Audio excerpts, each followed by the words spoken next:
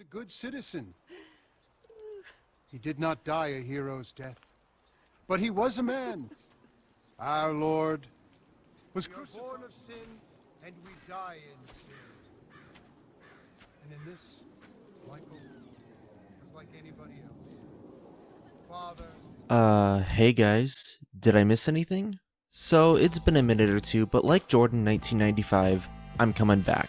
To shamelessly hop on the trend of GTA 6, let's flash back to the release of one of my favorite games of all time, GTA 5, and look at just how the NBA was at the release of the second largest selling game of all time. Like many of you, this time in the NBA holds a special place in my heart, the last year of one of the most iconic commissioners in sports, David Stern, the powers of the East and the West, a seemingly invincible Miami Heat team, the old but not yet crumbling San Antonio Spurs empire, prime Kevin Durant and Russell Westbrook pairing, not to mention the plethora of rising stars combined with established greats from the late 2000s. So let's nostalgia trip and have a flashback towards some of the most iconic basketball of our lifetimes. What better to start off with the stars of the time and to see where they are right now. Undisputedly, the best player headed into the 2014 season was LeBron James.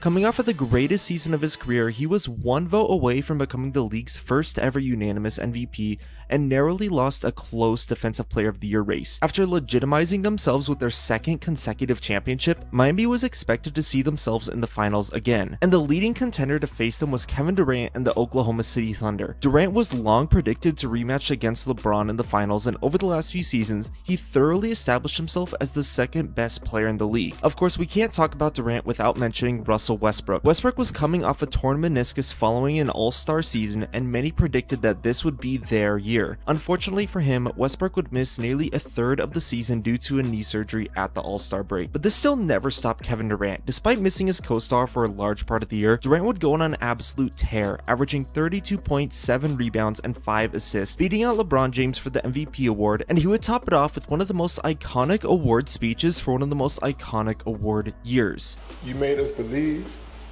You kept us off the street, put clothes on our backs, food on the table. When you didn't eat, you made sure we ate. You went to sleep hungry. You sacrificed for us. You the real MVP. But Durant wasn't the only young star who was still in the league today. While he may be spending his time coming off of the bench for Golden State, Chris Paul was in the middle of his prime with the Lob City Clippers. Being widely seen as the league's best point guard, he led an iconic Clippers team during an otherwise dull era of Los Angeles basketball. His accomplice was a prime Blake Griffin, who proved himself to be a star, averaging 24-9 while avoiding injuries, playing 80 games for the second consecutive season. We also started to see the prime of DeAndre Jordan while he was in the middle of 5 straight years in leading the league in field goal percentage. Adding guys like Jamal Crawford, JJ Redick, Matt Barnes, and Darren Collison, you have a strong, well-rounded team that would go on to win 57 games, the most during Paul's tenure. While Paul was setting the standard for pure point guards, the league saw an explosion in young guards at this time. John Wall was predicted by many to break out, and that he did, averaging 18 points and 9 assists and making his first of 5 straight All-Star games. For the only time in his career, he would play all 82 games. You throw in a 20-year-old Bradley Beal, who took a leap from his rookie year, Trevor Ariza, Nene, Drew Gooden, and the Polish Hammer, you have a fun, playoff-bound Washington team. Also in the East was Kyrie Irving and that year's #1 overall pick, Anthony Bennett. This Cavs team didn't really work out, but I'm sure they would get it together next season. Another rising star in the point guard category was the 25-year-old Steph Curry. Curry missed majority of the 2012 season due to injury, putting many doubts within his game. But despite that, Curry emerged as one of the league's best players in the start of the 2013 season, averaging nearly 8 more points and 2 more assists per game while playing 78 games. He led the Warriors to a much unexpected playoff appearance, making it all the way to the second round until losing to the Spurs in 6. For this season, he would continue his prominence, earning his first ever All-Star appearance, averaging 24 points, 8 assists per game as the Warriors under Mark Jackson would win 51 games out west. 2 more guards to mention are Rajon Rondo and Derrick Rose. Rondo was a few years removed from his prime and had missed majority of the season recovering from an ACL tear. Despite being on one of the most iconic Boston teams of the late 2000s, he saw Boston into a deep rebuild under the new coaching tutelage of Brad Stevens. Derrick Rose was a particularly depressing one. While we now view Rose as an NBA veteran and What If, there was a very different sentiment surrounding him headed into 2014. In the 2011 season, Derrick Rose became the youngest and one of the most electric MVPs in NBA history. The next year, he had led the Bulls into the playoffs and tore his ACL in their first playoff game. While we now know that this was the beginning of the end for Rose, many of us at the time were hoping that this would be just a setback. Derrick Rose would then miss the entire 2012-13 season despite being cleared to play in March. So the 2013-14 season was one filled with tons of excitement and anticipation for one of the league's best young players. While Bulls fans were unhappy that he didn't play despite being cleared, even though they still made the playoffs, it could give you full trust that he was feeling well and was going to be healthy headed into the season. Instead, Rose would play down big time, averaging an inefficient 16-4 with 3 turnovers per game. Just 10 games into the season, he tore his meniscus against the Trailblazers, and we would never see him the same way again. To stay on the theme of career-ending injuries, let's head back to Los Angeles. A 35-year-old Kobe Bryant was still seen as one of the best players in the league, especially coming off his previous season. At 34 years old, he willed the Lakers to 45 wins, paying the ultimate price with a ruptured Achilles tendon, the most devastating injury in professional sports. While there was excitement for his return and controversy surrounding his large contract, the Mamba we knew never came back. Kobe would only go on to play 6 games in the season before fracturing a bone in his knee, ending his late start to the season. Bryant wasn't the only injury-plagued Lakers star either. His former rival and fellow guard Steve Nash would only play 15 games due to repeated nerve issues in his lower back and legs. The last notable Laker from this time was also Pau Gasol, who was one of the only other remnants from the championship days, but Gasol would struggle big time under coach Mike D'Antoni before departing towards Chicago. But the NBA was not starved for power forward talent at the time, and that's another reason why I and many others just love this era. Despite being 35 years old and not a very particularly good defender, Dirk Nowitzki played 80 games, averaging 21 per game. Serge Ibaka established himself as a dominant paint defender and became a true number 3 in Oklahoma City. We didn't know it at the time, but this would be Chris Bosh's last healthy season in Miami. LaMarcus Aldridge was a dominant post presence in Portland, and with the combination of Damian Lillard, led the Blazers to 21 more wins than the year prior. As I mentioned, Blake Griffin was in his prime in Los Angeles, and Kevin Love had a career year in his last season in Minnesota, averaging 26 points and 13 rebounds per game while remaining healthy. It's easy to forget as he did spend a lot of his time in a reduced role in Cleveland, but Love was not only a dominant post scorer, but he proved himself as a stretch forward, making 2.5 threes per game at a rate of 37%. Love in Minnesota is easily one of the most underrated players of the early 2010s. All of this is still not even mentioning a 20-year-old Anthony Davis, who would go on to make his first All-Star game. Lastly, we cannot forget about the king of all power forwards, Tim Duncan. While he was well beyond his prime, playing at 37 years old in reduced minutes, he could still give you 15 and 10 with 2 blocks per game. And he was the captain of one of my favorite teams in recent NBA history, this later stage San Antonio Spurs. Adding guys like Patty Mills, Marco Bellinelli, Tony Parker, who was still seen as one of the best guards in the league at the time, Manu Ginobili, Danny Green, Corey Joseph, Thiago Splitter, Boris Dow, and a young but proven Kawhi Leonard, all coached by the greatest coach of all time. This was an incredibly strong and deep Spurs team, with it being no surprise that they won 62 games. There's still even more players that I haven't mentioned yet. Carmelo Anthony was one of the best forwards in the league, finishing second in total scoring behind Durant, as well as having a league season high 62-point game against the Bobcats. The Knicks would miss the playoffs, and this would be their first of many disappointing years under Phil Jackson's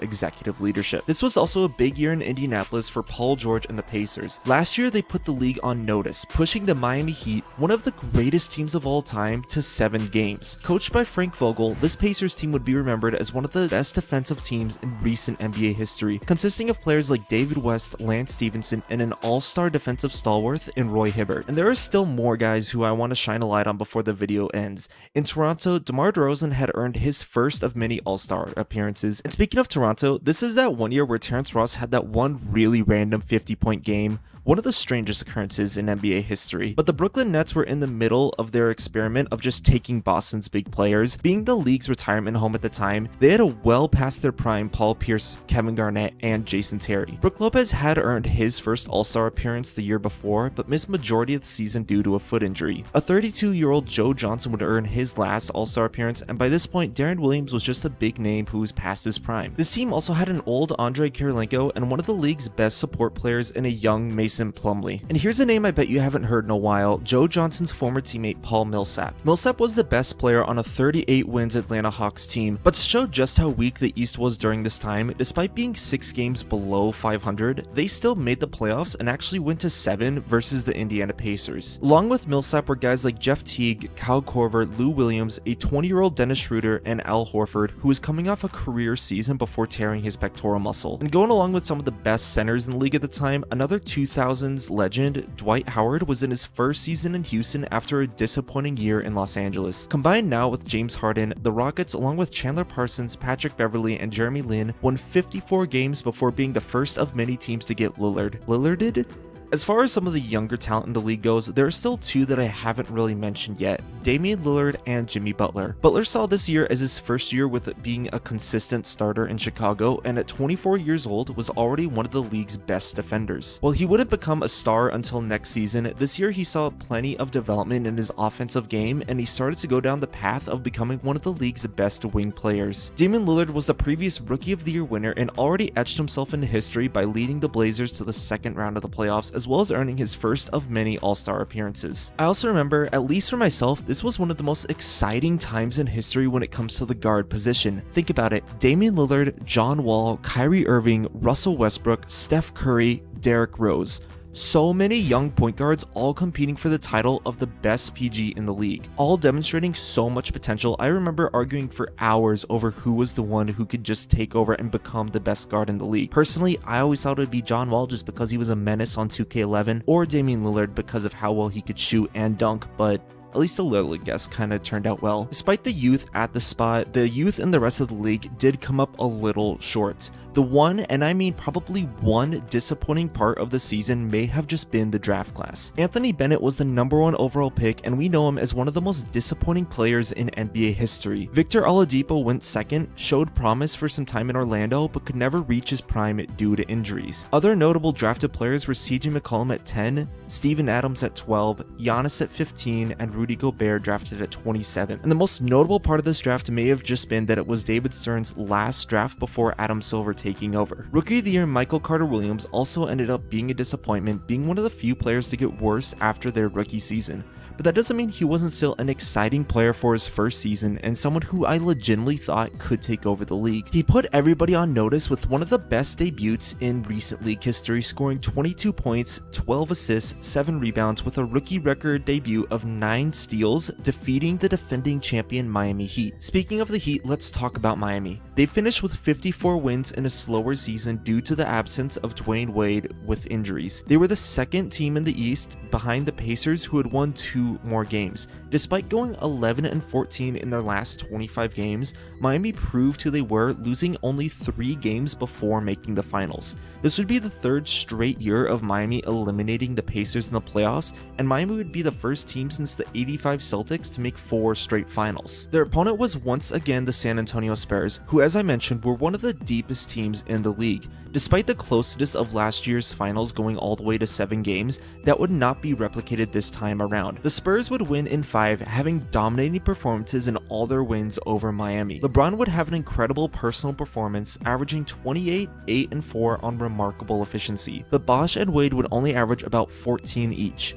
Kawhi Leonard would take home his first ever Finals MVP, and the Spurs would win their first championship since 2007, delivering one last ring for Duncan and his accomplices. Something crazy to think about is that LeBron James passed Larry Bird in all-time scoring 10 years ago, and that put LeBron at 29th in total points scored. The last and one of the most notable events of the season were comments made by Clippers owner Donald Sterling. In April, TMZ did something good for once and leaked an audio recording of Sterling making racist comments about black fans. After widespread protests throughout the league, led by both former and current players in Kevin Johnson, Steve Nash, Kareem, Chris Paul, and many more, just days after the comments were leaked, Sterling was banned for life, fined $2.5 million, and would be forced to sell the Clippers.